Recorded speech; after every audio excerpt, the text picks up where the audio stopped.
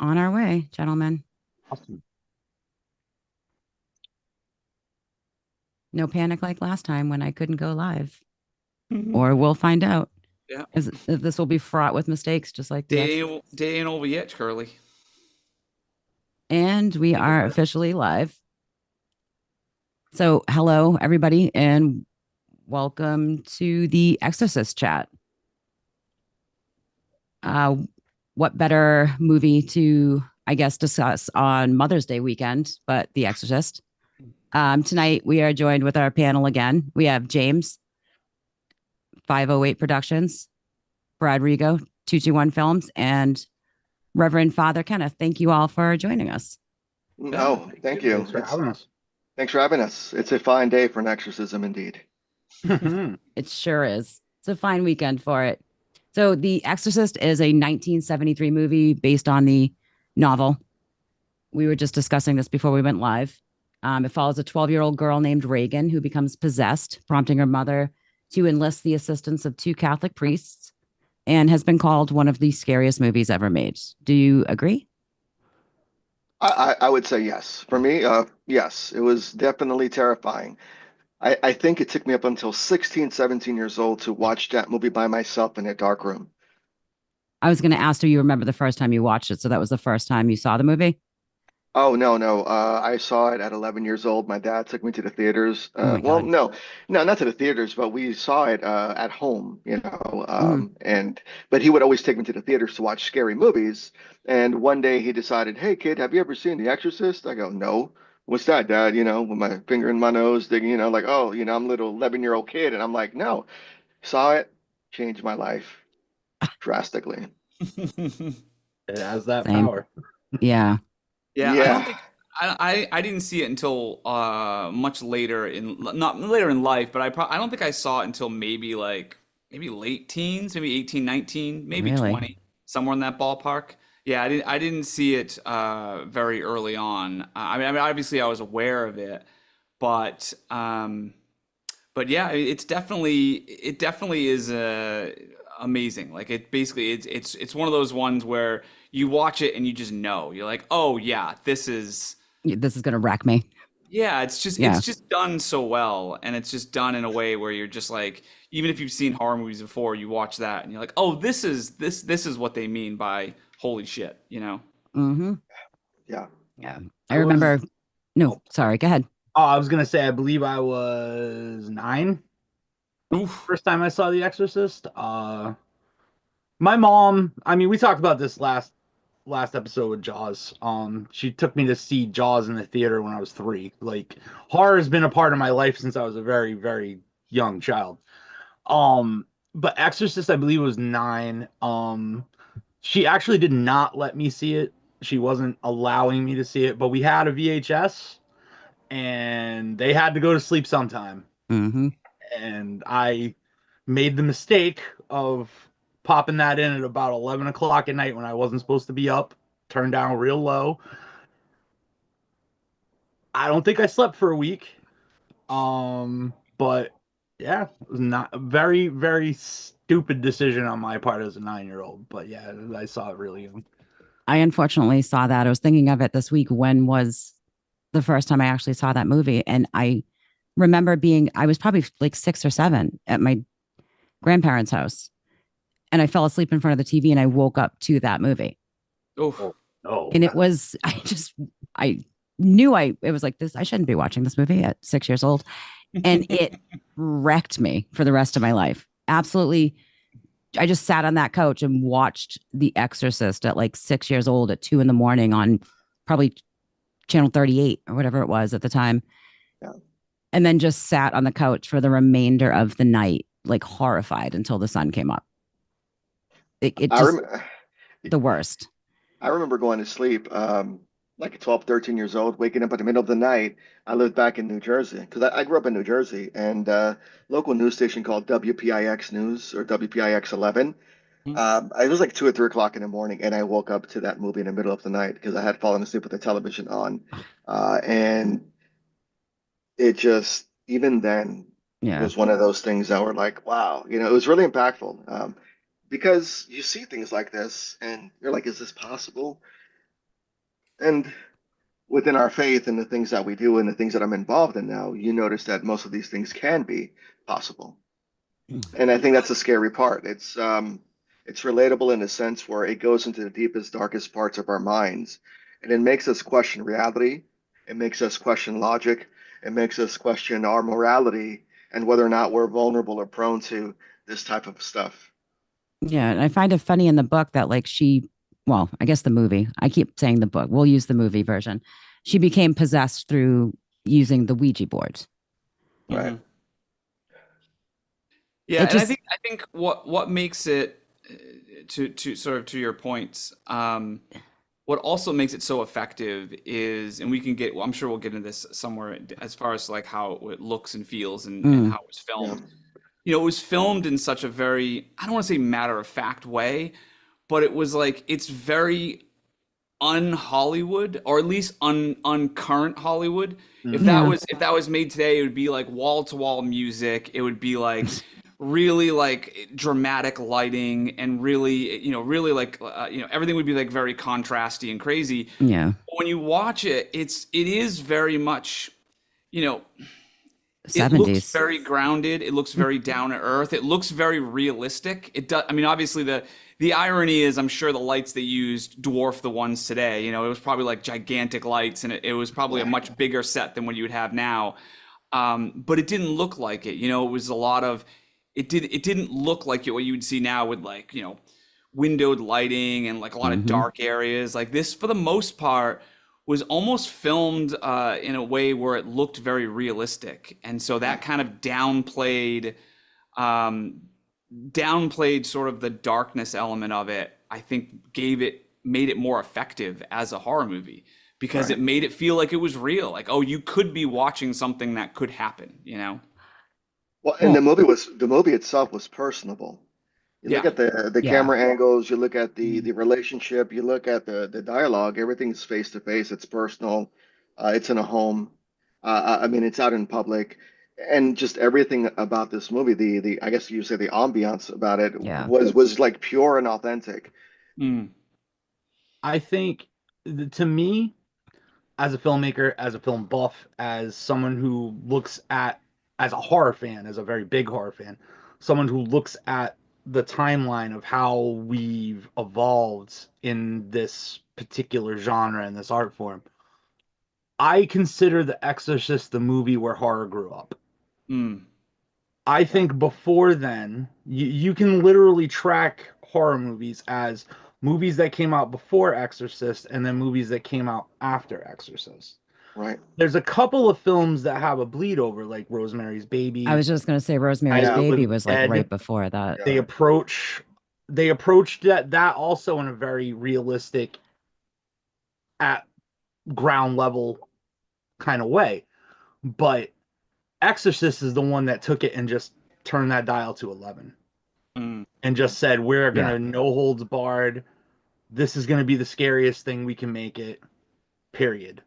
Right. Um, It's and I become think so after, like yeah, ingrained in everybody's day-to-day life too. Like use the lines from the movie. Pantera named their album Vulgar Display of Power. Like it is ingrained in society. This movie has hit hard with I mean, everybody. that was just a very classic line. Such a vulgar display of power. Yeah. And you know what's interesting about the movie, and I don't know if any of you guys know, that the movie actually was a representation and was put on book because this happened to a little boy in St. Louis, Hmm. Missouri. And so this was a record account of a true possession documented by three priests, the family members. And so William Peter Blatty put that down in the book with the help and the authority and the authorization of the church. And so I think that's what makes this movie so different. It's because whether or not people believe in it or not, or whether or not people have a faith, or whether or not people believe in the church, these are record accounts of things that have happened with the supernatural levitation, with the speaking of different languages, with the supernatural strength, but it happened to a young boy. And so I think William Peter Blatty, or what's he just recently passed, William Brickby, the producer, the director, the one that just recently passed Hmm. away, they decided to use a female, a young girl, because it would resonate more with the audience and connect more with the audience. It was done for dramatic effect, and it worked. Oh yeah, Mm. for sure. And so the church recognizes Yeah, all yeah. of that, I guess. So, I mean, there are obviously some creative liberties, from my understanding, within the book itself. I mean, obviously there isn't split pea soup. I don't know whether or not there was the contortion and the spinning of the head. I mean, if that happened, obviously the person would have, would have been deceased right away. But I mean, there are certain things that the directors took some creative liberties in doing. But the levitation, the supernatural strength, the anomalous things that are happening, the sulfuric smells, the pounding, the noises. Hmm. Those are all things that are either in the book or that have happened, even within the Ursuline Sisters Church, which now is been demolished in St. Louis. I was there a few weeks ago, and it's an apartment complex. Hmm. Yeah, Yeah, the head turning thing. I had read how, I mean, obviously that's not going to happen, possessed or not, without the little girl or the yeah, possessed person dying. But they were yeah, saying that you either believe that happened in the movie or you believed that the demon made the mother see it that way to scare her right, even further. right. And I never really thought of it that way, like all the little pieces of the movie that you don't get like on the first or second watch because it's so horrifying. But to watch Yeah, like a third and a fourth time when he fakes the holy water and he throws it on her and she makes this big to do about it, right, trying to right, get the priest to not give her an exorcism right, so she right. can stay in the body. Like all those little like underlying things, like Reagan was tied to the bed, but she was still uh doing things in the church. Like the statues were all graffitied or Desecrated. what, Yeah. desecrated. That's the word I'm looking for. Yeah. Yeah. It's crazy, like all the little things that pop up after your 30th or 40th watch of this movie. Yeah, and the thing is, you can watch that movie over and over, and you'll pick up on something new. It's actually one of my favorite movies, because I like horror movies as well. As clergy, obviously, I like scary movies. Um, there are some movies though that are not The Exorcist that I do stay away from that are a little more are different in nature. But with this one, it's a constant reminder of the things that could have happened. And for me, being an exorcist, we have encountered situations where powerful, malevolent forces, things are happening around you, where things are disappearing. There are things that are indescribable to the human eye, and you wonder whether or not that's really happening or just a manipulation of Yeah. that entity, because these things are powerful. At the end of the day, there are beings, there are spirits in this world that are much more darker in nature and that are much older than humanity. And if they get a hold of you, there's there's something scary about that. You don't like the fact that The Exorcist could be a true life tale. You know, Well, I mean, you know what? And I would say it is. It is a representation of the people who have been authentically possessed by a demon. hmm. This is a true account. This is the darkest fears that lie within us. This is our psyche. This is our emotions. This is the morality inside of us. This is the things that go bump in the night, the things that truly terrify us. I think many people have asked this idea, is it possible? Can I be possessed? Why and how could I be possessed? Or some people are like, well, I'm not getting possessed, or I'll never become possessed. But what happens if you do? I mean, there's a lot of questions that this film brings up. At least the minimal, people can take it as an entertainment value. But for me, as clergy, having a master's in pastoral counseling and a doctorate in theology and divinity, and working with the church, and performing deliverances or minor rites of what they call like exorcism prayers. We have encountered things like that, and it's not too far off from what has been shown in The Exorcist. Obviously, like I said, the split pea soup never had that happen, but I did have a situation where I was assisting and we were helping this family out, and this young individual crawled up the wall like Spider-Man. Hmm. So it's really powerful, and it's one of those things where you ask yourself in that moment of time, is this thing playing with my mind? Are we really seeing these things? And there were four of us in the room, and we witnessed exactly what we thought we saw. Well, I think, there's certainly been no shortage of exorcism movies Hmm. over the Right, last 50 years since The Exorcist. I mean, you just go to Tubi TV or, Amazon Prime or Hulu, and if you type in like exorcism, Yeah. it'll just be yeah, this gigantic list of stuff.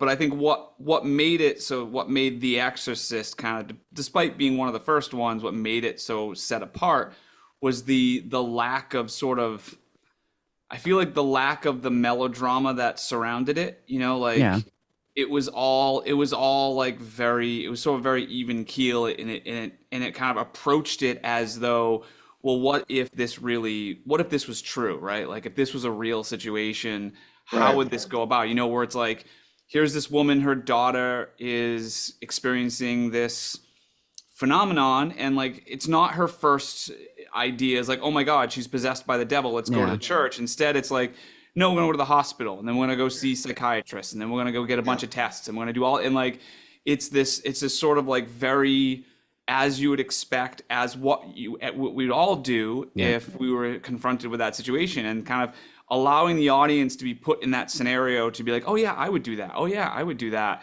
It sort of it grounds it in this foundation of, this could happen to us all. It could be us. This could happen, and that makes it all the scarier, I think, anyway. Yeah. You don't even have to leave your house for this to happen, it well, seems.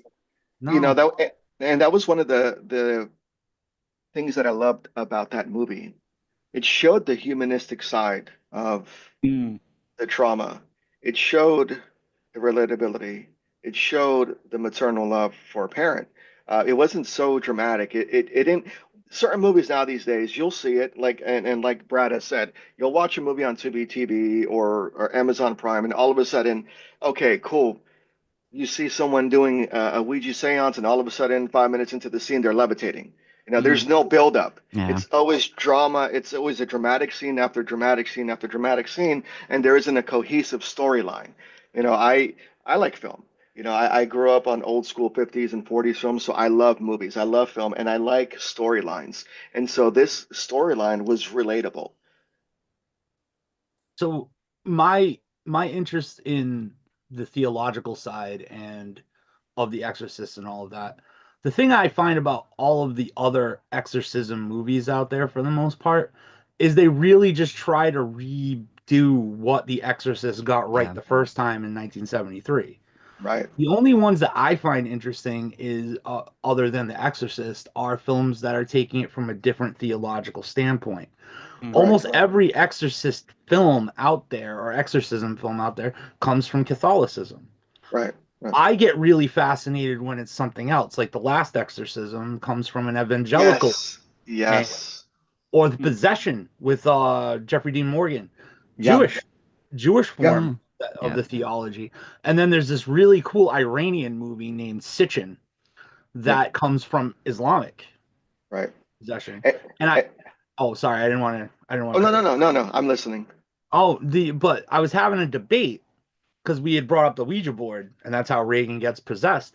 And I had a debate with a friend of mine that's also a very big fan of The Exorcist, and she was basically like, "Oh, well, she's using a Ouija board, which isn't Catholic, so like, why would that even apply?" I'm like, "Well, you got to look at, to me, you got to look at theology and just belief in a different way.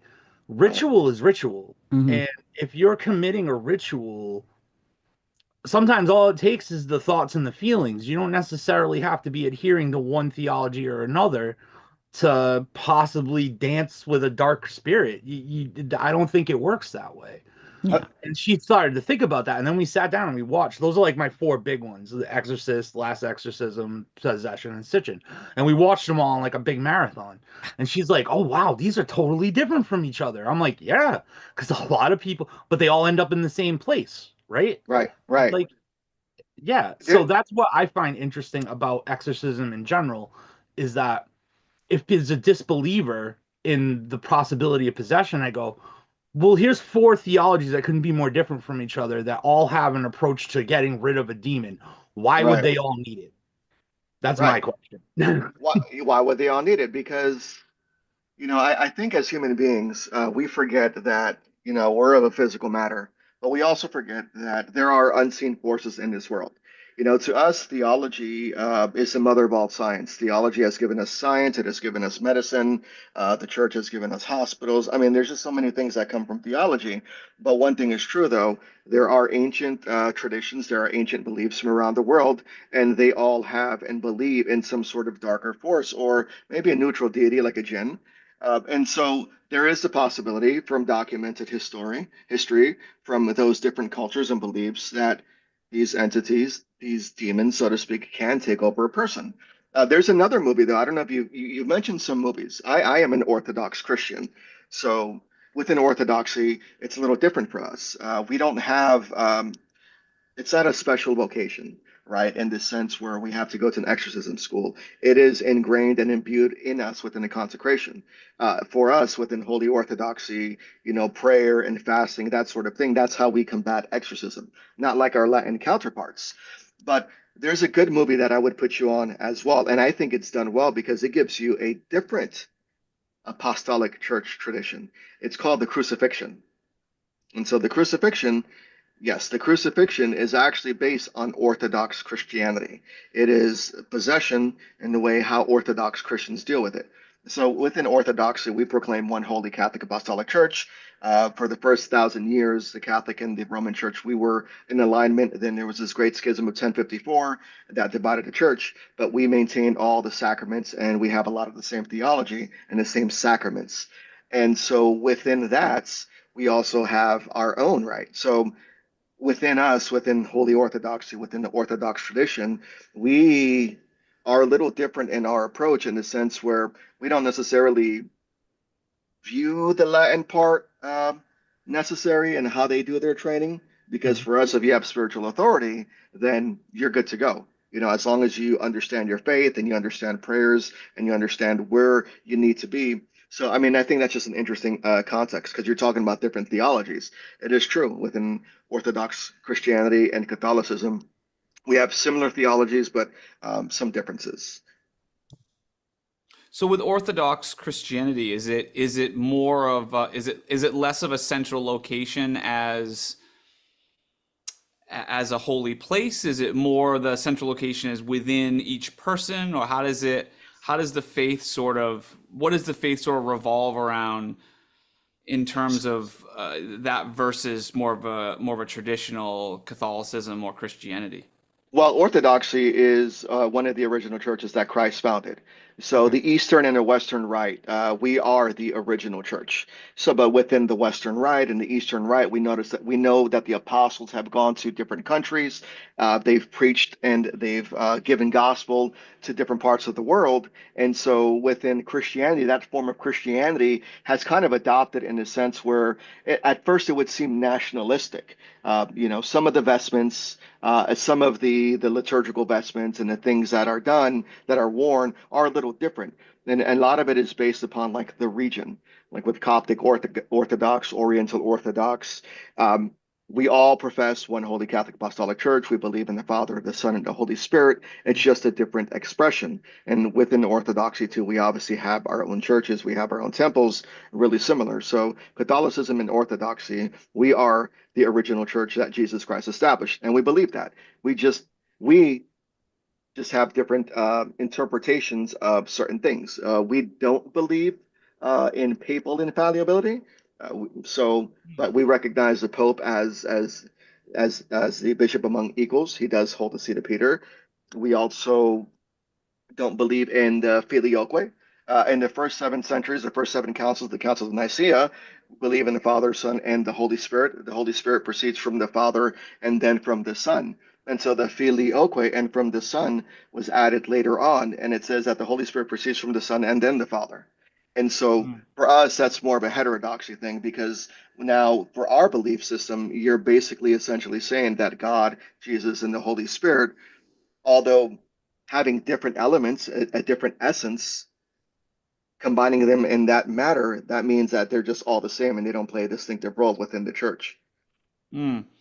You throwing shade on the new Pope? Hot take right here. No, You heard it but first here, guys. You heard it first here. First here. no, but we No, we recognize him because I actually work with Father Bob Bailey. I'm the co-director for the Holy Sword Apostolate. So I work with the paranormal padre Bob Bailey, who's worked at Paranormal State, and so we work together. With different traditions, but we also believe that working together. So I have never had a problem with the Pope. It's just the way it was presented. According to the church history, one man in charge of all of Christianity, and then also our priests are allowed to be married. Ah, Yeah, There you go. yeah. So as an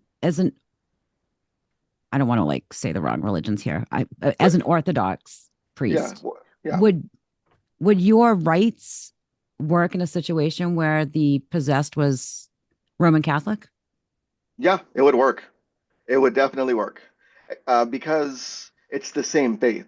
It's just a Mm. different liturgical rite. It's a different expression. So, like even within Roman Catholicism, you have the Byzantine rites. There's a couple of different rites, which means just the expression. Mhm. It would work because the connection, the faith is still the same.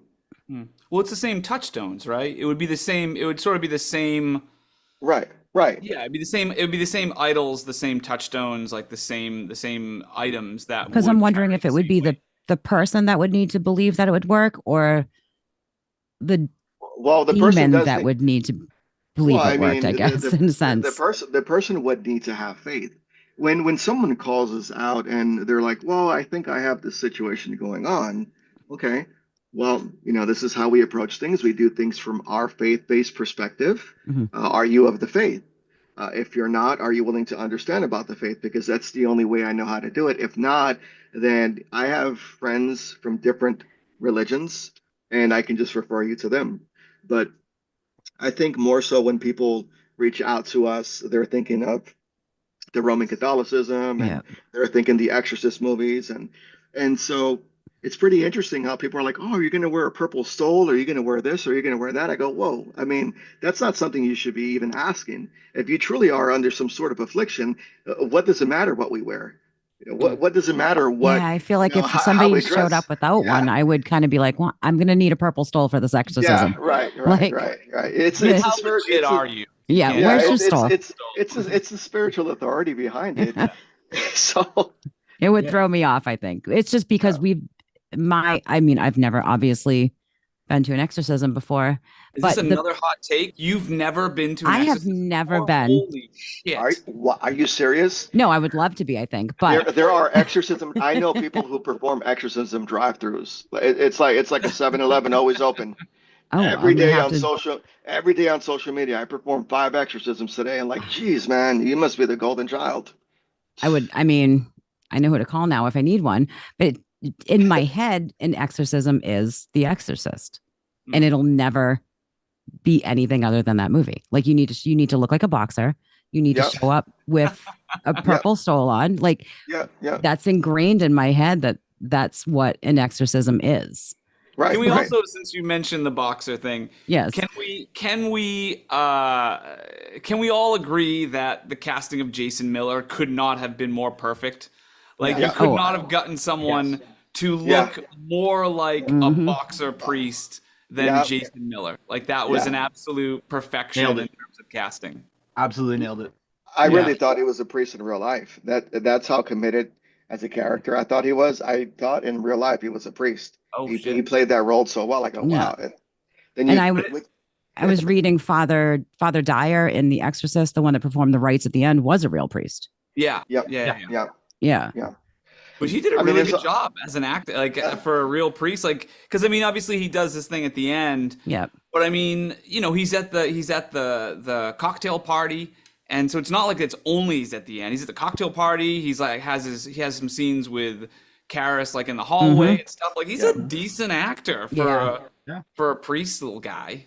Do you yeah. guys believe I had wanted to bring up also like the multitude of accidents, the incidents, like the deaths involved? Do you think that the set was haunted due to the movie's theme? Or do you think it was just a conglomeration of a mess? Well, was there any deaths involved? I don't remember hearing There any were. Yeah. deaths. There And were. Yeah. the set burned down and everything burned down except Reagan's room. Like there were a lot of James is think dying up here. Go ahead. yeah, I got thoughts. You just see I like a think it notepad goes come right back. up. Hold on, guys. Yeah, It's like right here. I think it plays right into what I was saying about the Ouija board. Mm-hmm.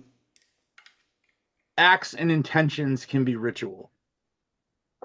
Acts and intentions can and very might likely will create some kind of spiritual shift. Mhm. Right. I'm not saying a ghost came to the set and said, "Hey, I'm gonna wreck this whole thing," but when you put things out into the world, sometimes they come back to you like that. I personally, that and Poltergeist, just saying, Yeah, they Yeah. messed with actual dead bodies to make that movie. exactly. Right. You want to poke at the spirit realm. Sometimes the spirit realm pokes back.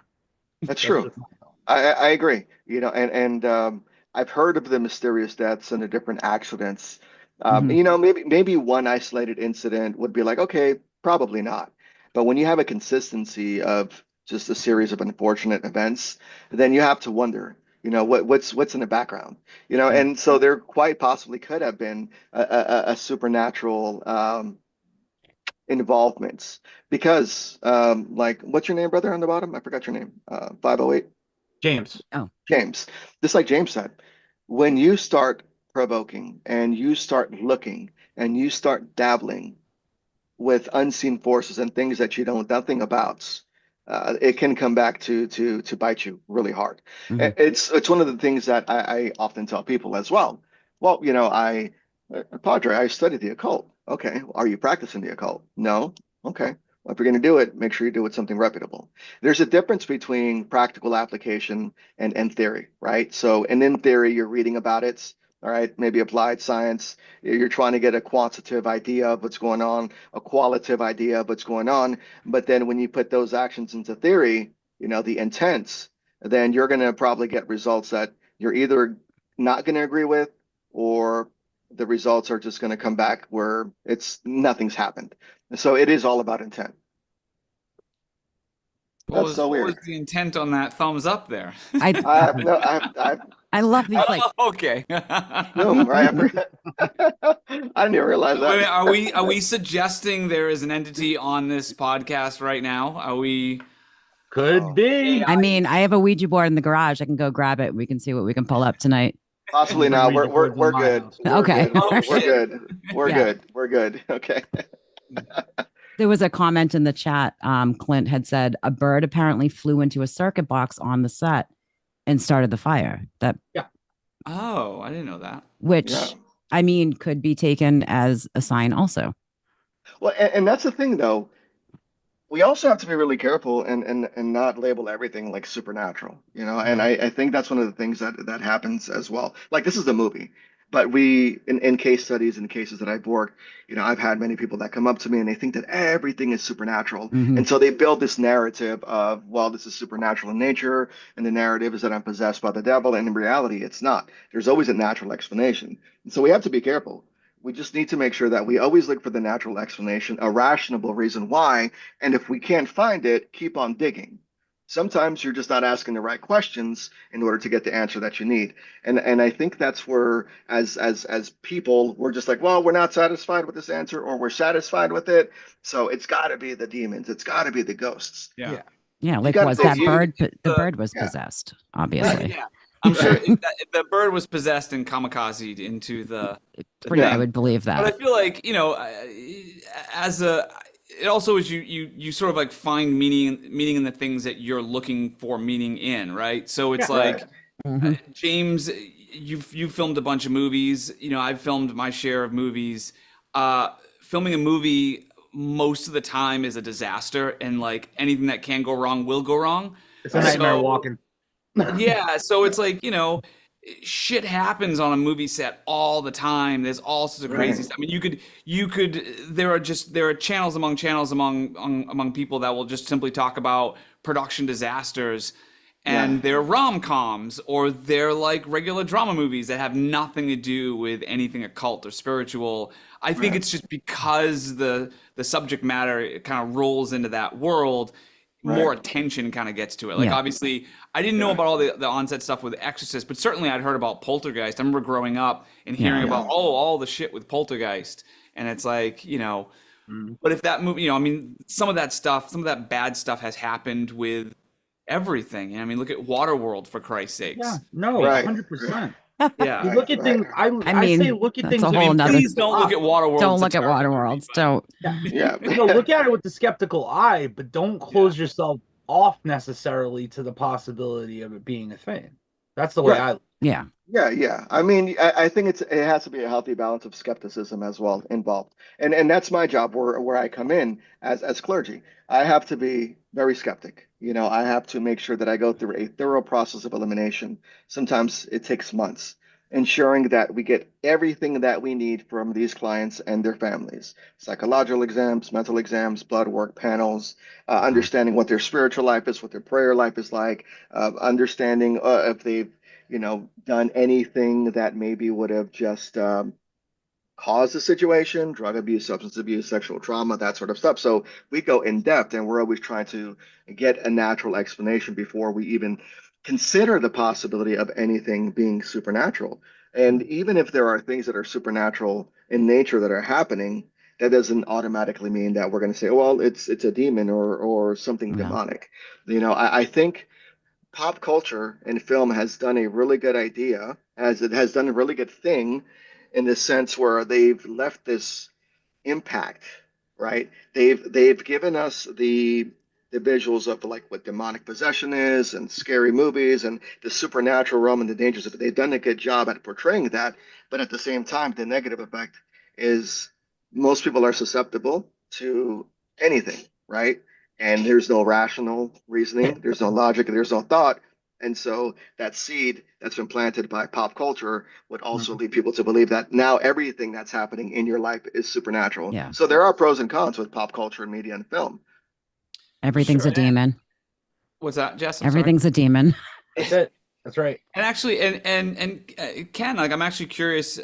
So if you've run into this specific idea, but like so in the movie The Exorcist, one of the things I found awesome, one of the scenes that I found really powerful is a small scene, which is Father Karras never really believes she's possessed by a demon until really the very end. Yeah. Right. Whereas even when he's looking for proof and he can't quite find it, and he's like, okay, it's English on the tape, it's the Hmm. holy water that he kind of does a fake out on. Yeah. But and then when he finally like realizes that there's nowhere else to go, this girl needs help, he goes to his superior, and his superior asks him point blank, "Do you believe that she's possessed?" And he's like, "Honestly, Father, I don't know. Right. But I think the act of this will do some good, whether it's her believing that she's Hmm. possessed or if she Yeah. actually is possessed." Now, from your point of view, you're talking about how like you go through like months and months of sort of like debating all this stuff. Would you ever go into a scenario where that is the thing where regardless as to whether or not it's real or not, it could be helpful? Or do you feel like you need to be 100% certain on which line you are on before kind of proceeding? Well, that's a really good question. And for me, even talking to the clients and offering them therapy and counseling, and just the act of being able to help them is an act of compassion. And Mhm. so we would pray for them. We would do that sort of thing. We would still talk to them every week. And when it comes to possession, yes, we still would have to go through the process and understand and determine or discern whether or not it's demonic. But being there for the clients, being there for the family and their time of need, just offering them some guidance, offering them some counsel, offering them support, and that in itself is really important. And that is a very powerful scene because it shows the compassion and it shows the empathy. And the truth is, I think everyone has this idea. I've got friends who are Roman Catholic priests, and they are not exorcists. Not every Roman Catholic priest is an exorcist. Sure. That's the truth. I mean, in the sense where they take their vows, they have the authority to cast out, spirits, but real exorcism training through the Vatican, not every priest does that. So they just live sacramental lives. Most of them have different skills, psychologists, doctors, scientists, or whatever that they do.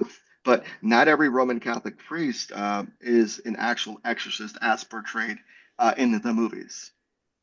Although I think they do a pretty good job, I would say Yeah, movies do a pretty good job of sort of getting across the idea that an exorcist is pretty rare. Because Yeah. like I yes, feel like in any movie where there's an exorcism that happens, it's yeah, never like, oh, well, Father Norman will just do an exorcism like because that's a Call yeah, Jeff. Tuesday. Be fine. It's yeah, always like Yeah. a process. It's always like the Catholic Church doesn't believe in these things, and but it's Yeah. always a process to get to that point. So I do yeah, feel like movies, for the most part, have sort of yeah, always regarded an exorcism as like that rarefied air of like you got to go through all this stuff to Oh get to yeah, this. he's a yeah, specialist. Like, yeah, yeah, yeah, yeah. you have to get a referral to see the specialist type of Right. situation. Well, Yeah. You need a well, note. You need like a physical note Yeah, from you're gonna need, Pazuzu. Pazuzu needs to write out a but note. which is that's right. yeah, Well, which is funny. Pazuzu is the original demon was like a Mesopotamian demon that was a protector of women and children. So it's right, weird that that was the one that was used in the movie right, specifically. Well, I right. think it depends on because Pazuzu also is like an evil spirit of the wind as well. Yeah. Well, it's the Yes. same spirit. His second or their second job is like a protector of women and Oh, I children didn't know that against part of it. other demons. Right. Oh. That's Yeah, where I'm the up on my theology Pazuzu comes lore. in, Okay, depending on the Yeah. perspectives. And yeah. I know Yeah. my Pazuzus.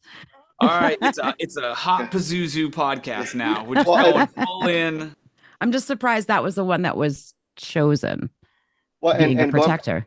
and going back to Brad's question, and like even with us, let's say there is a legitimate possession.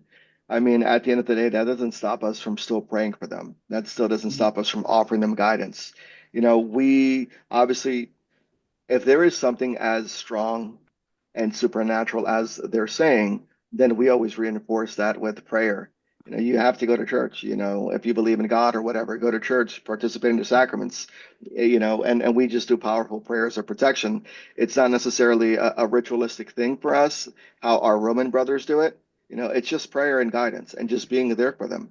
And if there is something that's supernatural in nature, if there truly is a demonic spirit, it's like, okay, cool. It is what it is. It's what it is. We're not going to place too much emphasis on it. We're not going to give it power. We're not going to give it authority.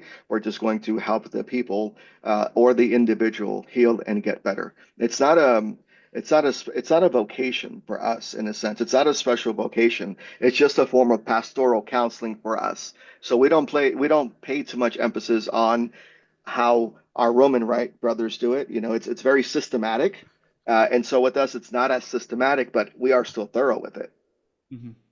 And does the church believe? I know that when Father Karras first comes in and he's looking for signs of true possession, Regan pops open the drawer and it's like telekinesis or whatever you call that. I can't remember. No, it's Yeah, telekinesis. right.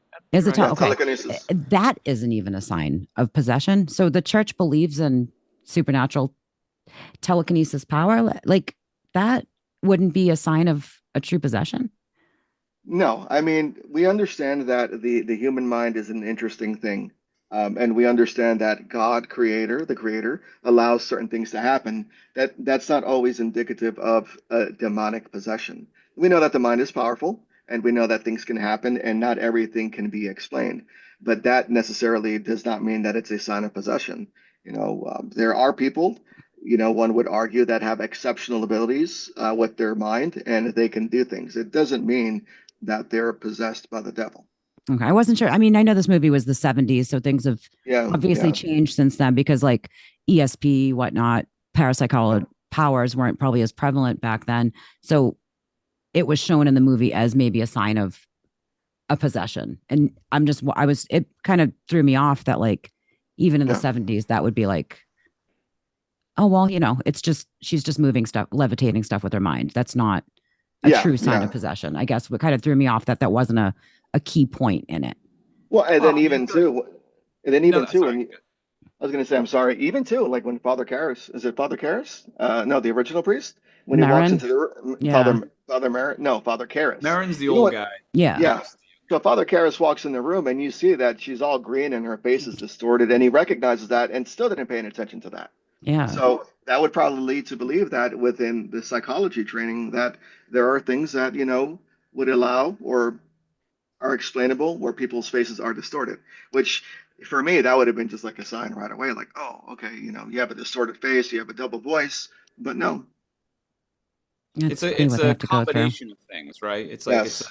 it's an Yeah. evidence, it's something where you build evidence for it. Because I mean, even if you're talking about like miracles, right? Mhm. Right. Miracles just in the church itself, holy miracles, Right. those also those could be explained by, Yeah. telekinesis Yeah. or whatever. And so Yeah. those things that are happening are fairly neutral. Like moving a drawer Yeah. from one place to another, like there's no inherent evilness in that. So I Right. feel like it wouldn't be something that's provable, like, oh, she's possessed. That could be Right. anything. Yeah. Yeah, that's why I know at least with the Catholic Church, when they investigate miracles, it takes time. They have their own assessment team, and they investigate. From what I understand, last year the Magisterium of Doctrine of Faith for the Catholic Church, the Roman Catholic Church, dropped new guidelines either earlier this year or earlier last year in regards to Marian apparitions and spirits and that sort of stuff. And in there it says we understand that God allows things to happen, and so. It doesn't mean that it's always evil. It doesn't mean that it's always demonic. Now, Our faith in nature is supernatural. yeah. We believe in this Yeah. divine being. We believe in Um, angels. We believe in miracles. We believe in someone walking on water. We believe in the resurrection. We believe in someone lifting up and raising another person from the dead. Now, another thing I would say to the thorough investigative nature of how to approach an exorcism is there's an inherent danger to exorcism. It's been portrayed that way Yeah. as many times as I've seen it, and even stuff that I've seen in my own fascination with real exorcism Well, videos. do you mean for the exorcism or the exorcism Z? Like the Yes, I mean, possessed or Father the Marin gets killed during the exorcism. Yeah, I wasn't sure if you meant the possessor or the possessee, I guess. I think it's an inherent danger for everybody involved. Yeah. I would imagine anyway, I guess, but I would say that would be enough cause to approach it with some thoroughness before you decide to engage in it in the first place. I mean, Father Ken, please correct me if I'm wrong, but it just seems like it's a uncomfortable situation for Mhm. everybody. There might be a little danger involved in there. It's unnatural. It definitely is unnatural, the things that can happen. I've had situations where I was working on a case a few years ago, and I was sitting at my desk, and I walked away to use the restroom. And when I came back, my cross that I had like this, but it's with nails, was on my desk, and it spun and it fell. And then the gas lines in my kitchen turned on automatically, and I was smelling gas. And then consequently, after that, all three of my dogs ended up getting seizures at the same time. And we were working something really, really powerful at the time, and it was something that changed everyone that was involved. It even affected my family. So yes, there is a danger, but a lot of it also has to do with your faith, how grounded you are. It is a matter of being in a state of grace, so to speak, at least for us, with prayer, fasting, meditation, trying to live a righteous and virtuous life, studying scripture, participating in the sacraments. Being involved in those things could, help protect you. Yes, there are physical dangers, and we understand that people can get hurt. But that's where our faith comes in too. Our faith is protecting our soul, not our physicality. We understand that when we do these sorts of things and we are helping individuals, that there is something dangerous that can happen. There is a prevalent danger that can physically harm us. But our faith is guaranteed within our soul that if something does happen to us, then we go to heaven. So would Father Karras at the end still go to heaven because he That would basically never that would never happen. An exorcist would never ever allow the demon to come into him. Okay. That is Hollywood. That's one of the things that Hollywood has done, right? So I mean, what that shows is the compassion and the empathy for the patient, for the client, for the individual, for your parishioner. That's a deep, profound love that you're willing to sacrifice yourself, because it says in Scripture, "Greater love hath no man than he who would lay down his life for another." And so that's what Father Karras, Mhm. yes, Father Karras showed. But in reality, just like the Pope's exorcist, we see at the end that Father Amorth gets possessed. That Well, I would haven't seen never. that yet, so thanks for ruining the movie for me, Father. Yeah, No. Didn't ruin it. it'll, and that's all I'll say. Yeah, real That would never exorcists. happen. No, no. And to if it save does have, somebody's soul, I guess, at the end. no, because once you do that, you cease to stop being a priest. You stop ceasing to be a holy person Okay. because you've now allowed something unholy inside of you, which means that you've given up your faith in God. You never ever do that. You never ever allow, and that's just one of the things that Hollywood has done. You know, to show self-sacrifice and love, Hmm. they'll show different movies where the priest is like, "Well, just come inside of me." It'll never happen. That's so It weird to should. think. It shouldn't. You know, Yeah. There that's the is, idea. yeah, there is a, it's interesting.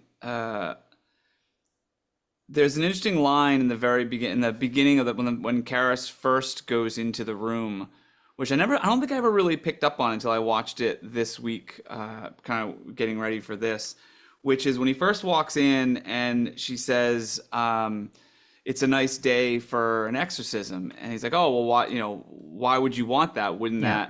Wouldn't that leave?" And she's like, "Well, it would bring us closer together." Which it does in the long term, right? Like the event of the exorcism ends up bringing them completely together. She ends up going inside of him, Yeah. which I never really picked up on that line before. Yeah. That it's like at first I thought it was just sort of like a throwaway line, like she was just being like the demon was just sort of being playful, but it actually is over like a bit of a foreshadowing where it's almost Yeah. as though like, oh, like I'm gonna possess you at the end of this. I can see The, it. And the it's more oh, sorry. No. I was just gonna say the more I watch The Exorcist, the more I realize there's nothing in that movie that's throwaway. yeah. Mm. There's so much intention behind everything going on Right. in the film. And I think that's why it still stands up 50 some 50 years years, later. 50 Yeah. something years later, and it's still one of the Yeah. scariest movies ever made because just what William Friedkin and William Peter Blatty and just that world, that story, the intent behind it. It's terrifying. It's Hmm. absolutely terrifying and Yeah. subtly terrifying. It's not just the upfront stuff with the pea soup Yeah. and the head spinning and like all the really crazy stuff. No, it definitely gets inside of you and lasts. Yeah, And It Brad, does. you know, very powerful. that scene you were talking about actually does have a deeper theological context. Mm. What that shows to us is that we know throughout history, throughout tradition, throughout church teachings, that demons are intellectual beings. They can't predict the future, but they can help shape events. And so the intellect, the will, shaping the events, um, putting obstacles in the way, causing distractions, was a foreshadow to that end scene where Father Karras gets possessed. And that shows the intellect. That shows Mm. how they're able to Yeah. manipulate certain things, events, scenarios to make things happen. Because the idea is they know us, they study us, and they watch us, right? Consider it like whispers in the wind.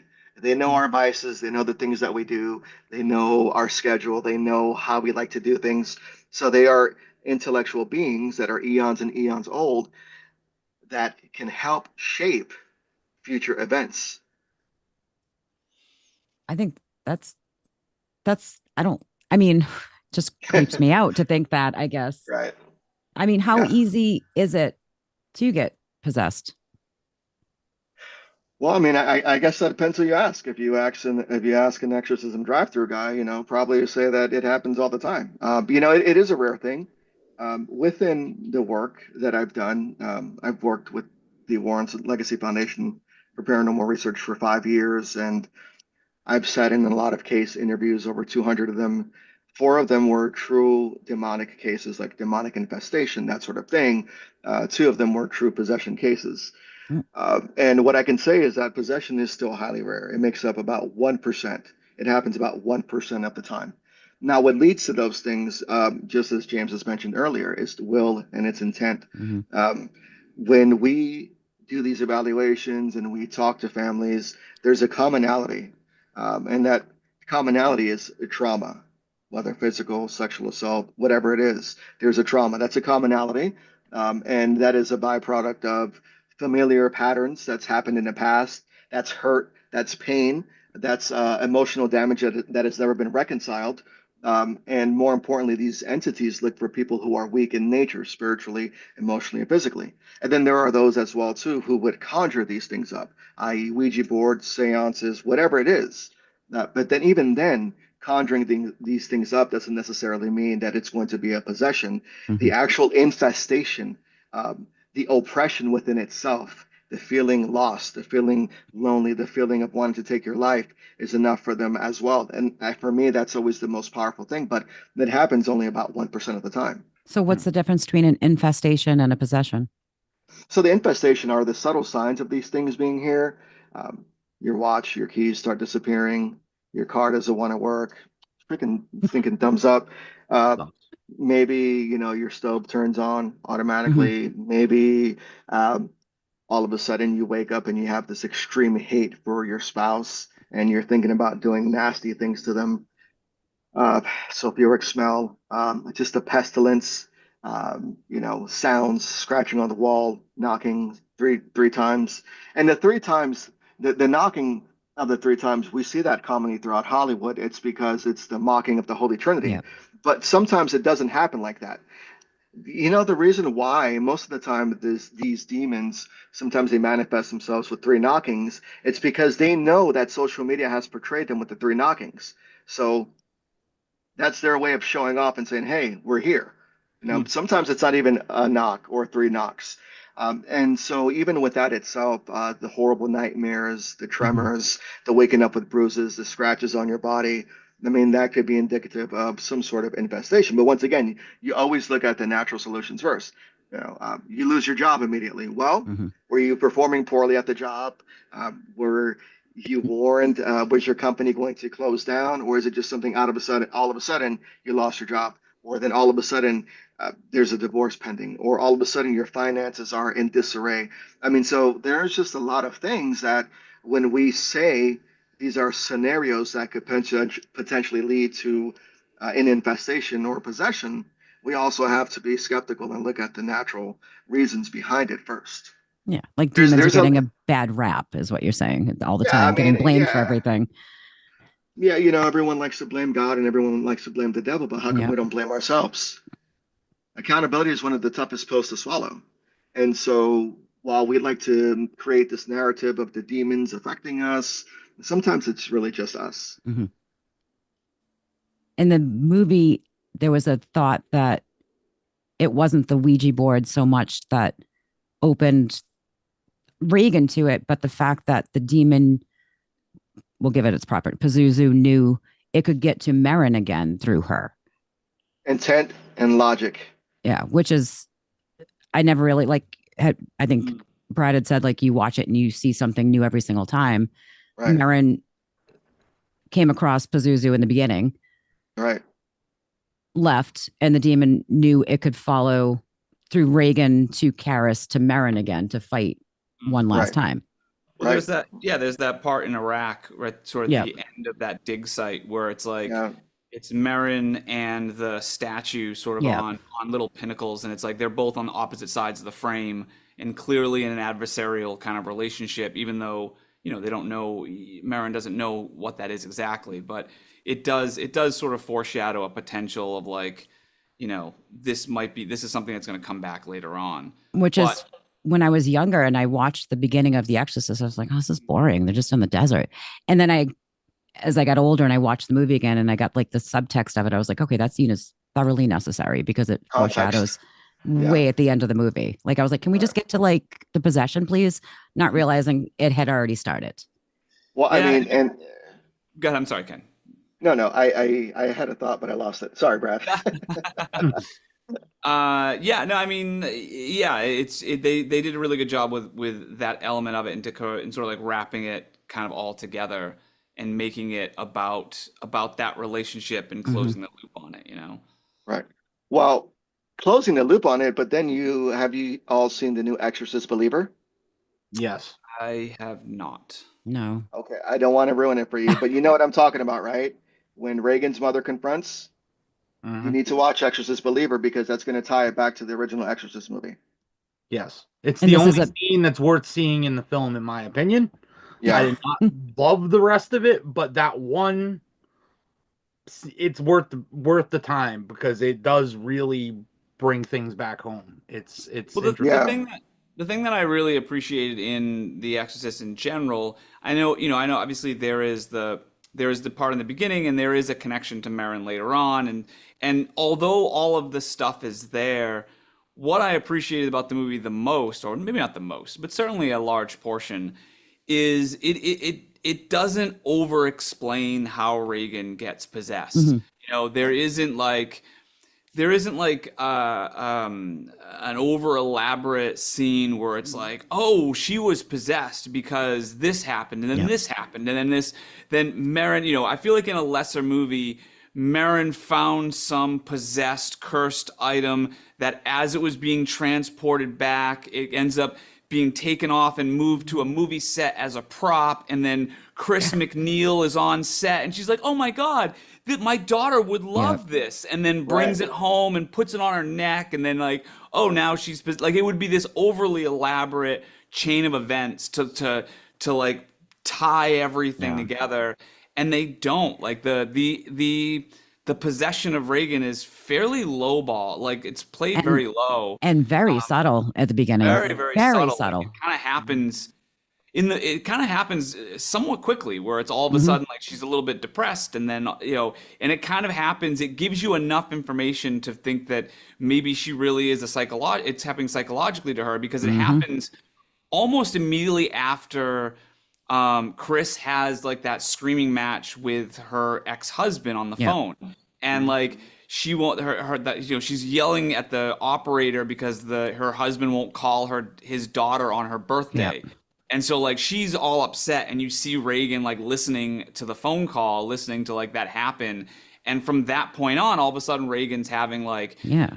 psychological problems and she's like depressed and all these other And things. So it she ties. brings up Captain Howdy, and the dad's name is Howard. So it all Right. kind of Right. ties in where you're like, oh, wait a minute, maybe Captain Howdy is her dad type of Right. situation. Like you said, like she's bummed out about the situation and she starts acting up. Yeah. Have you? It's one of those, it's just one of those things where they put just enough information to give you some like breadcrumbs to follow it, but didn't over explain it. So you're just like, oh my God, do we really need all this? You know? I mean, there's still in the book, it's still up in the air whether she actually was possessed. Yeah. Right. There was no definitive, yes, this was a possession and an exorcism. It was, we did what we did for her and she was better at the end. So was she actually possessed? Well, I mean, Right. that's a Hollywood thing. The ending of The Exorcist, the movie, like Father Ken said, was very Hollywood. Yeah. Because Hollywood, a producer in the 70s is going to go, open ending? No. Yeah. There This was a is your scene. ending. Do it. There was a scene in the movie that I really liked, and it gets me every time. You know, when not Reagan, but when Chris McNeil gets home, the lights are off. Mhm. You know, there's like a flutter, like a Mhm. shutter of light. Oh, You yeah, notice yeah. that little face that comes Yep. behind her? Yeah. So the deeper theological context behind that is that the enemy is always watching, and it's always around you, and it's watching you, and it's surrounding you. The Mm. presence let itself known that it was there. How scary is that? Yeah. It Yeah. was so subtle and well done where Yeah. you couldn't tell if it was the house or if it was a spirit. Right. And when they did the re-release and they added the extra scenes, I know I read why. I'm not a director, so you guys will be able to explain this better, I guess. I know why the spider walk scene was cut out because of the way it was one bang against another bang, and it was too much back to back when she just finds out that Burke died. Do you agree that it should have been cut out, or do you think it would have been better in the original movie?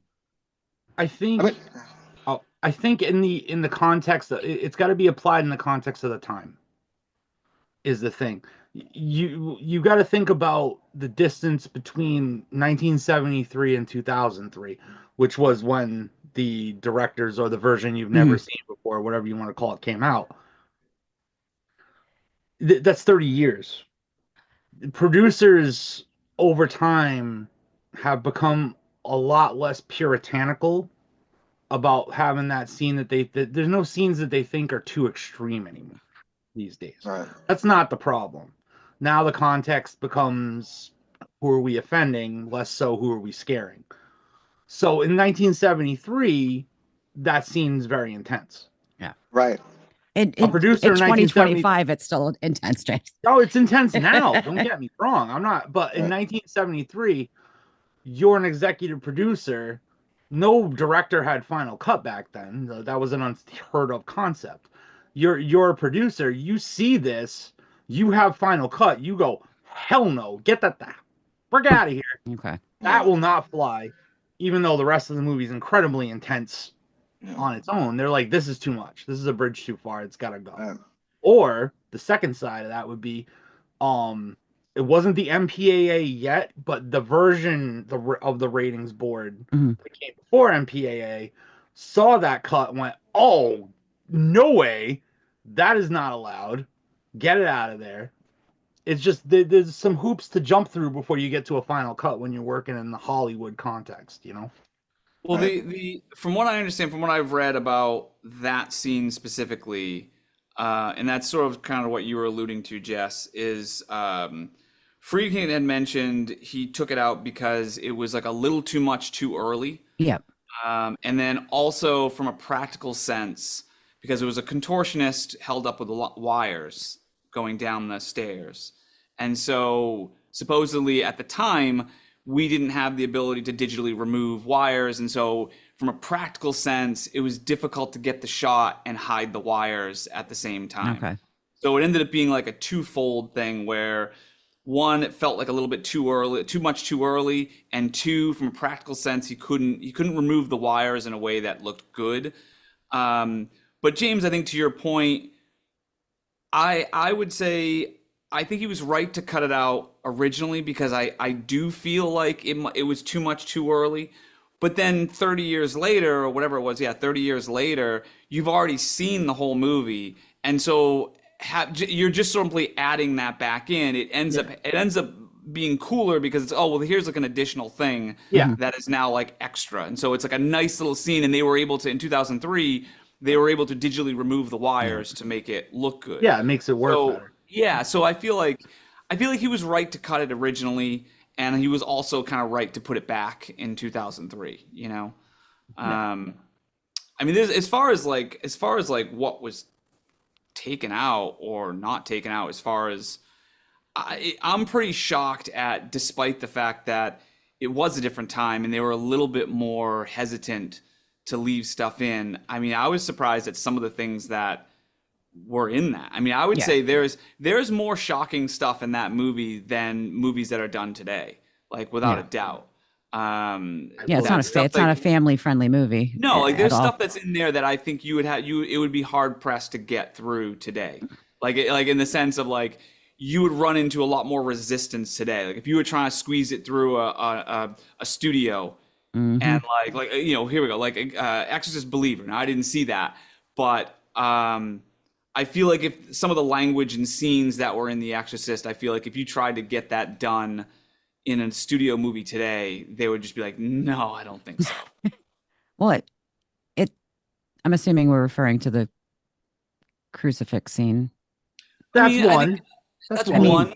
The jamming her mom's face into her bloody vagina. Well, that follows the crucifix scene. I mean, that's all part of that scene. And it is funny that made it through in the 70s because that's crazy. Yeah. Also, I also have like probably my, I don't know if Jess, I don't know if you have, I don't know if you in your notes if you're doing any like lines or anything, but my favorite line of the movie, which might be like one of my favorite lines of all time, which is, "Do you know what she's done, your cunting daughter?" Which is like a big, that's huge. I mean, that is a very risque sentence in any movie, not like, let alone like a 1973 people aren't ready for sentence. So I didn't even think that was usable in the 70s in a movie. But I guess that's what they're doing to show like this was a sweet 12-year-old little girl. Look what happens. Yeah. Like that's like a side of possession is using the C word, which is crazy because that's what it took to push the belief over the edge in that movie. The things she did to her mother, the things she did with the crucifix, like the language. That was a really powerful scene. Like I'm not a filmmaker or producer, and the idea of cutting that scene out, I think was a smart move, just for sensibility reasons. Mm. We understand that when people were watching that movie, they came out vomiting, they were nauseous. People just, it was one of the most horrendous experiences ever. But overall, the movie within itself, there are certain things that I would say could happen. And that's one reason why I wanted to, I was honored to be on this, just to give like a clerical perspective Mm, on what can and can't happen. But the rest of that stuff, it's you guys, like the Hollywood production, the movie magic. What was great about this movie is that it was raw and it was gritty. It was personable. It was sociable in a sense where you could relate to the characters. You could relate to the family. You can relate to a young girl being terrified and, she was urinating yeah. on herself. You could relate that her father and her mother were no longer together. Even the desecration of the churches. I mean, so there were just a lot of visual elements of the movie for its time that made it super impactful. And one thing I will say, spinning your head and split pea soup, it won't happen. I mean, it probably won't happen. I've had a case where we had someone vomit up a black egg and it was a dead chicken inside of it. Oh shit. So yeah, and so, but once again, was that something that they did themselves and they were just good at Mm. regurgitating? But this was during an initial prayer, an initial assessment. Uh, who knows? But visual scenes like that do leave an impact on you. Mm. That story just left an impact on me thinking of that. Yeah, Father Ken does have to hop off. Thank Okay. you very much for joining us tonight. We can stay on a few more minutes afterwards and just yeah, yeah, discuss the end if you guys would like. Fantastic. yeah. Thank you so much for Well, joining us I, tonight. I, I appreciate for allowing me to come on here. You know what I mean? I Of do have a course. family dinner. I just wanted to give some of my input, my little 2 cents, but it was overall a great discussion. It is a great movie. It is one of the greatest movies ever made. I mean, and if anything, it's entertainment value, Mhm. but there is a lot of deep theological context to the movie as well, which I would recommend people learn more about it and look into it and understand. So, like the ideas and the opinions that I gave, look into them and try to do a comparison. Mm. Thank you very much. Enjoy your dinner and thank you All right. again for joining Thank us. you. Have a Have a good good night, night. everybody. All right. Bye. Have a good Bye. night. I do want to say, I know we've talked a little bit about like the book and the movie and Yeah. stuff like that. I don't know if this is a hot take or not, but I would say I mean I thought the book was good, but I thought the movie was far superior to the book. I Like I think it's a thought, case of that. Yes. yeah, like I thought the book was like I said, it was good. But the book has so many like other side plots that feel very needless.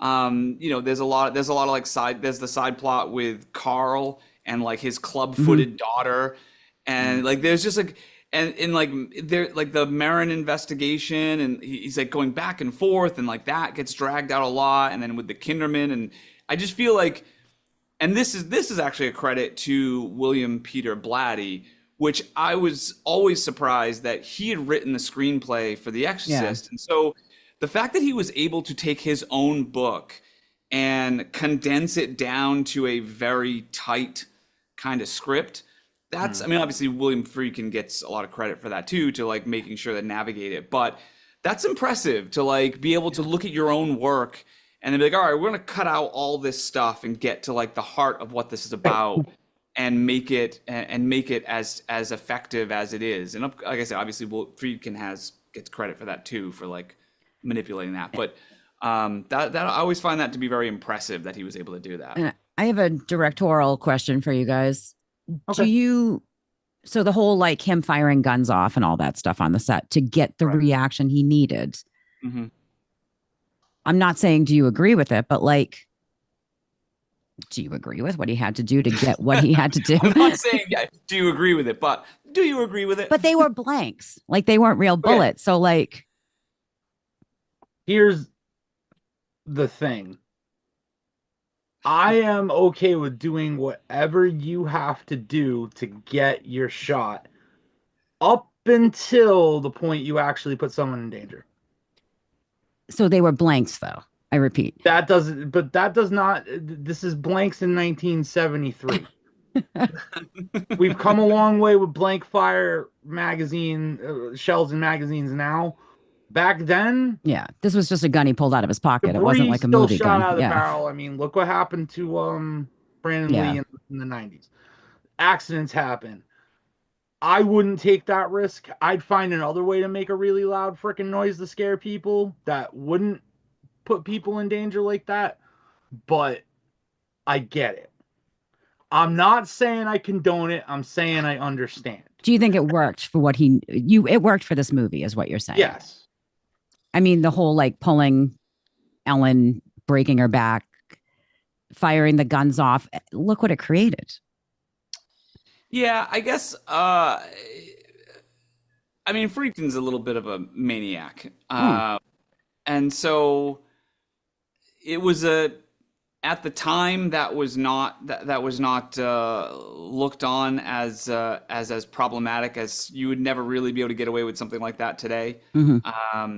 So it's kind of hard to really, it's hard to put myself in those shoes because, you know, I've only known the current times of directing, and like I personally would never do anything like that because in my mind, like it's the actor's job, and along with hopefully my help, to get to where they need to get to. And so it almost seems like, well, if the actor can't get there and I can't help the actor get there, then something else is wrong, right? Whether the scene isn't written properly, or the actor isn't right, or whatever it happens to be. So yeah, so I don't agree with it. I think it's excessive. Obviously, it's hard to argue with the result, right? Yeah. Like it's like, that's great, it worked.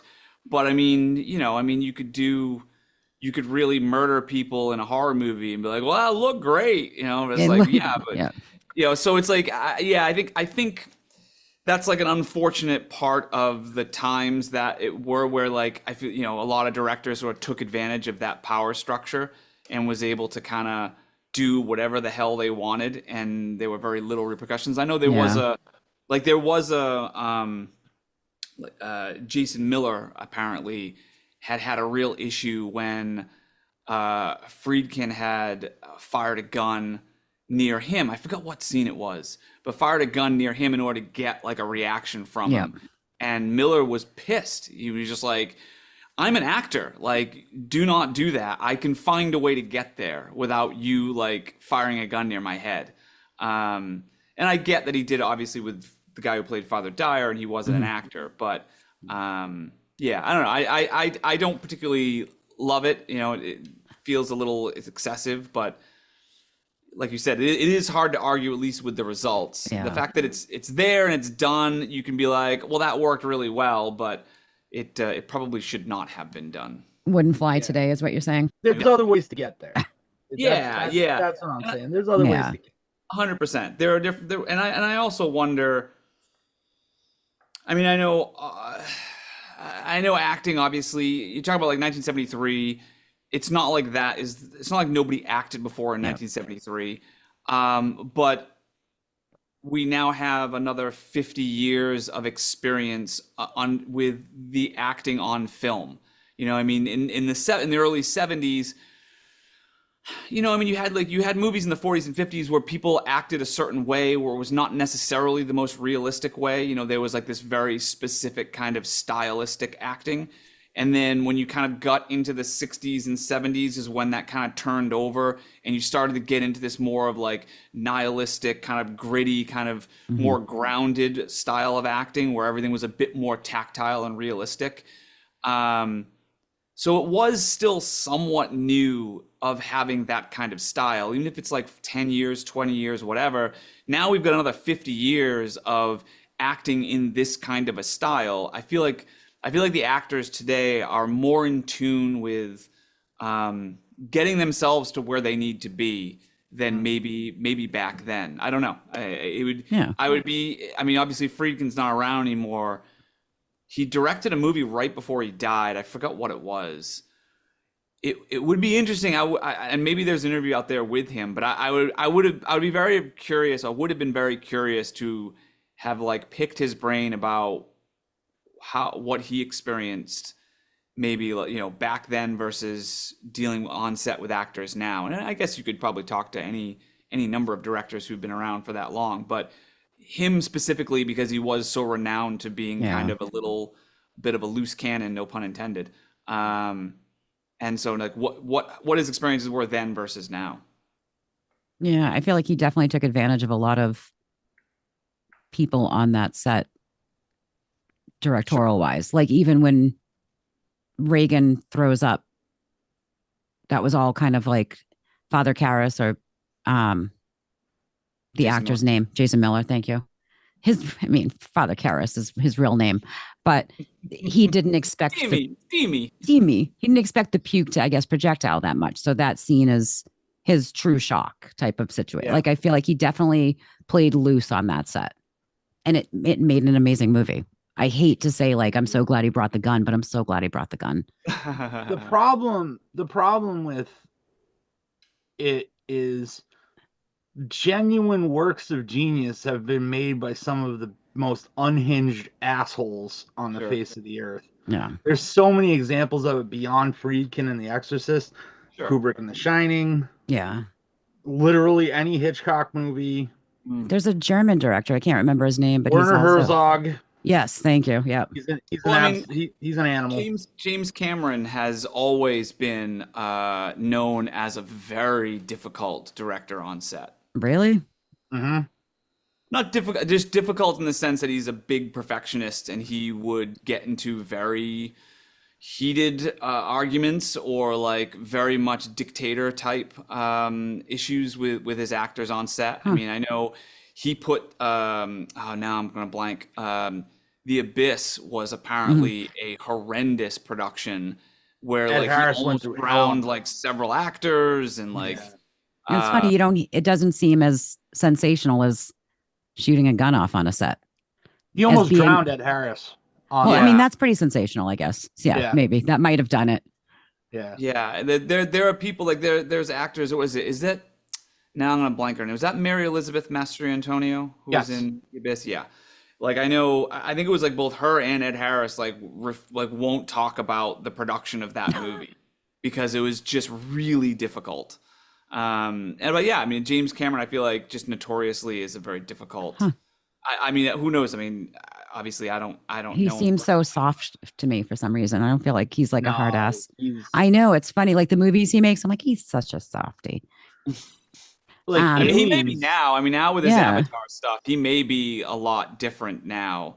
But just I just know from historically when he was coming up, you know. I mean, but then again, like that's how he got to be as big as he was, you know, because he had this inner drive that was so intense where he was working on Roger Corman movies. Like, I forgot what movie it was. It might have been, I forgot what movie it is. There was some movie that he worked, because he was working with Roger Corman for a while, where he like started the movie as a PA.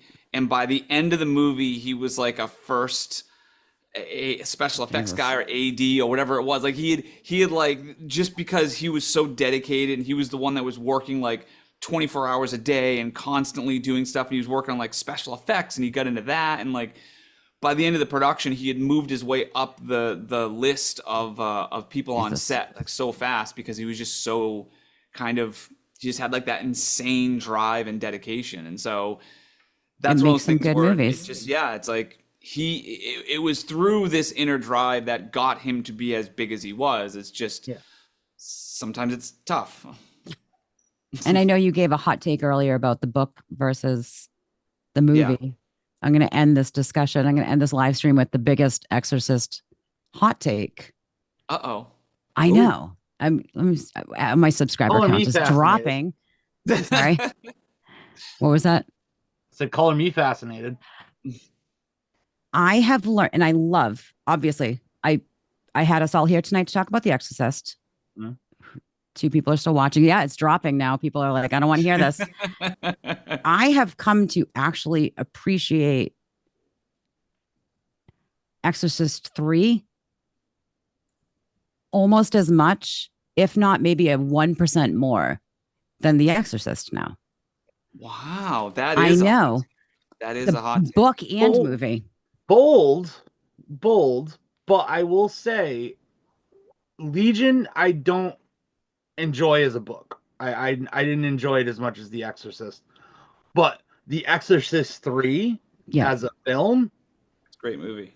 great movie. It's like it Awesome used to be movie. like this because I used to think it was like comedic. But the more and more I watched it, I think I told Brad I watched it like a couple months ago. I watched them back to back just for the hell of it because I had finally read Legion.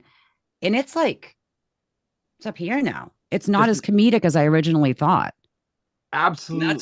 That is one where studio interference actually, I think, was a positive. Yeah. Where the original ending for it was not good. And the ending that they ended up going with, I thought, was a huge improvement from what the ending that Blatty wanted to do, and also the ending of the book, because he had shot essentially the ending of the book, which the ending of the book is not great. Mm. And then the studio came in, were like, we got to end this differently, and did Yeah. a bunch of reshoots. And I think they did a service to it. Like, I think if it was the original ending, I think it would have not been as. Yeah. Sometimes when I pick, I'm like, which Exorcist movie do I go to 3 first now? But that cast, like the casting director on that was just brilliant. I Yeah. mean, George C. That's a Scott, solid cast. George C. Scott is Brad like Dourif. amazing. Yeah. I mean, Jason Miller coming back, just bringing it full circle like that. Yeah. Like, it's really a great movie. I mean, the Yeah. rest of the movies that they've tacked the Exorcist name onto, not Yeah. so much. I don't, Being Heretic doesn't exist in my mind. I've seen it Yeah. once, I think. And everything after that, I'm good. Yeah. Like, I'm good with the beginning. I'm good with Pazuzu's Revenge when he goes to whatever goes else to is going on in Bahamas there, and I'm attacks all the set. boat.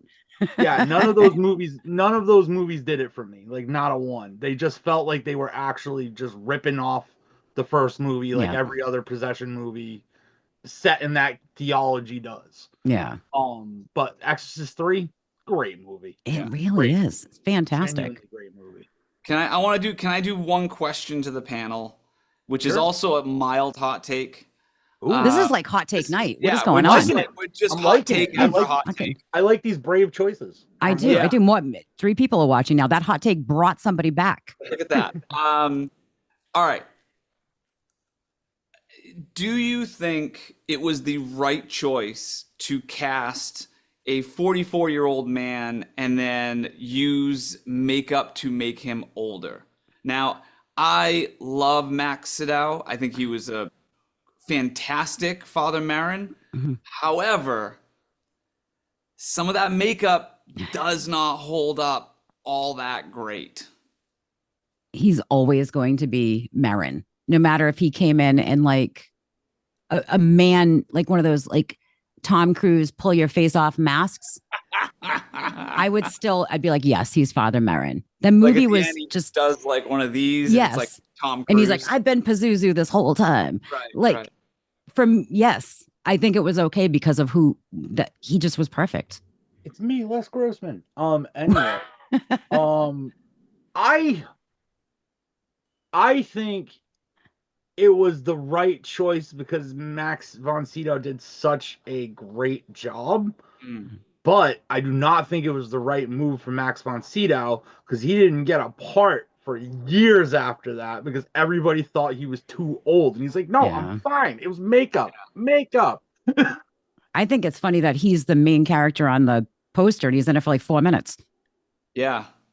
Yeah, I saw what I happened to come across a statistic today when I was just looking at stuff for the movie.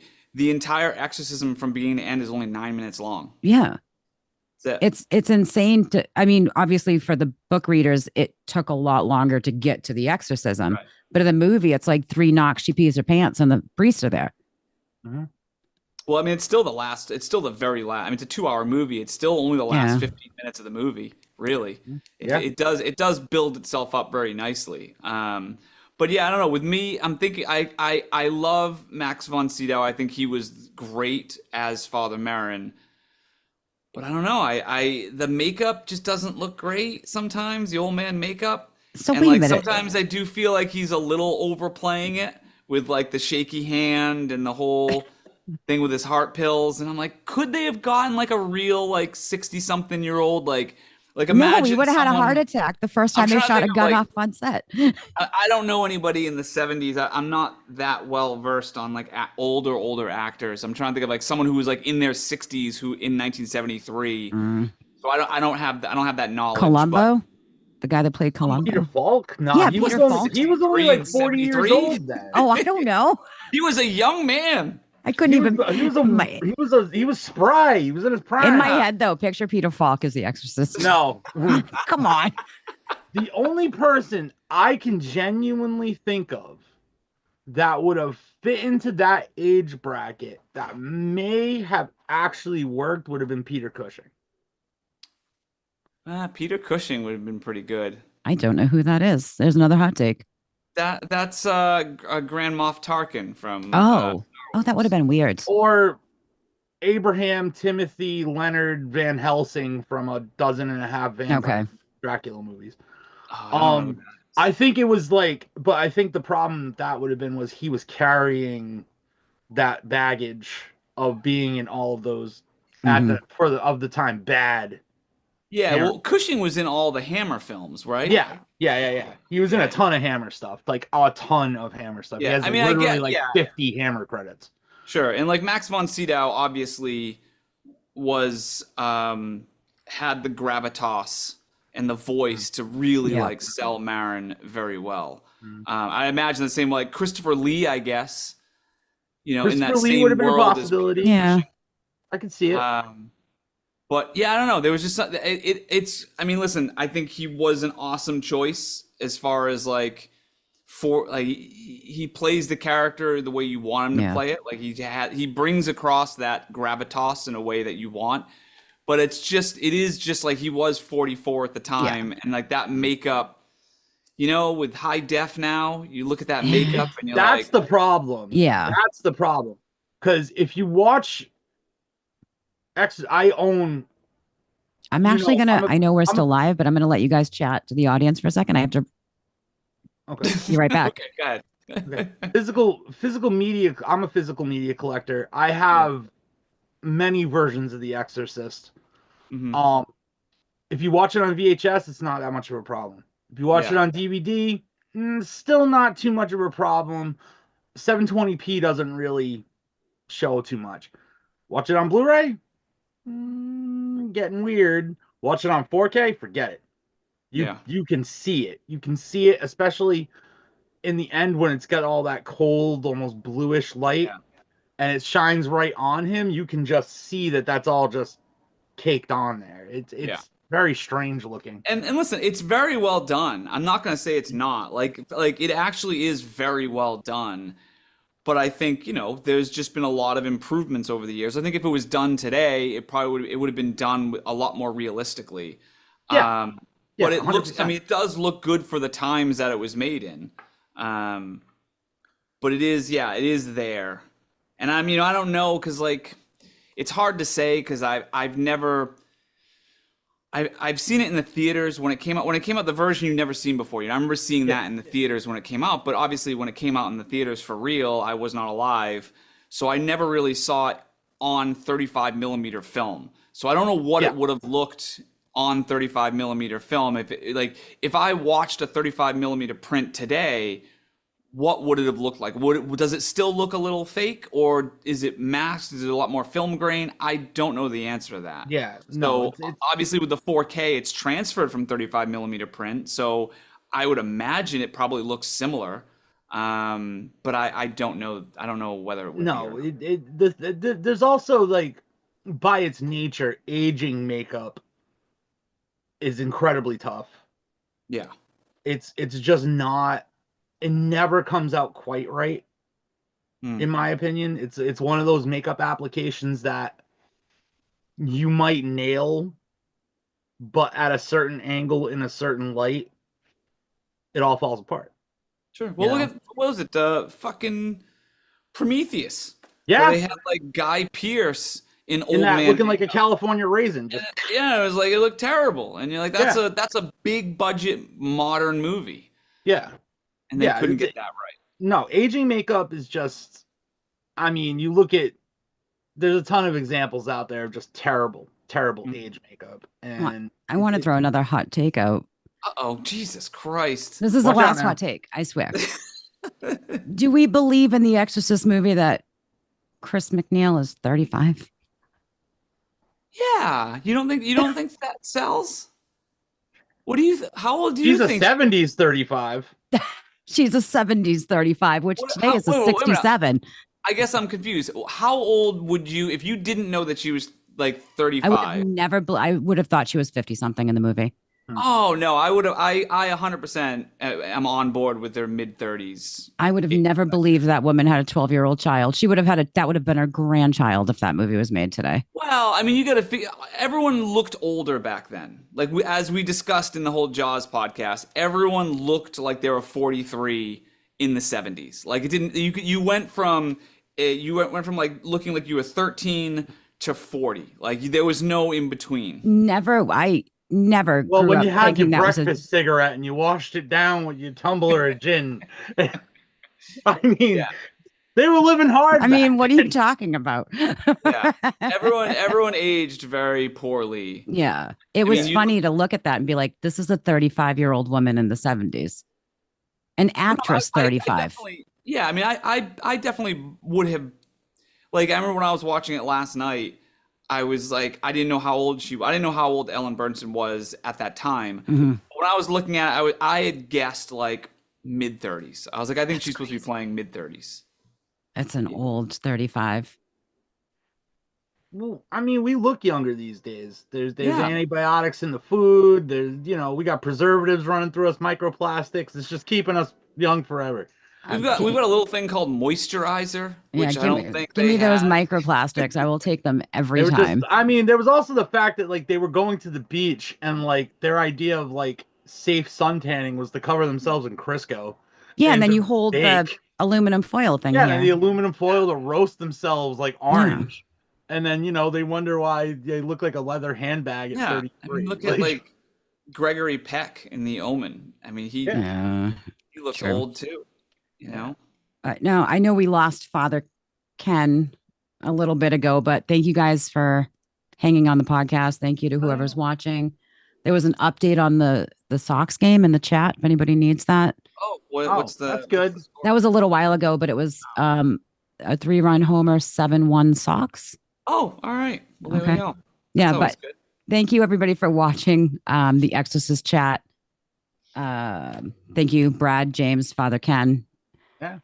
Happy Mother's Day to everybody. And we will be back with another movie in the future. I'm hoping Silence of the Lambs. If anybody's watching and you are a cannibal or you do know a cannibal, please send them my way.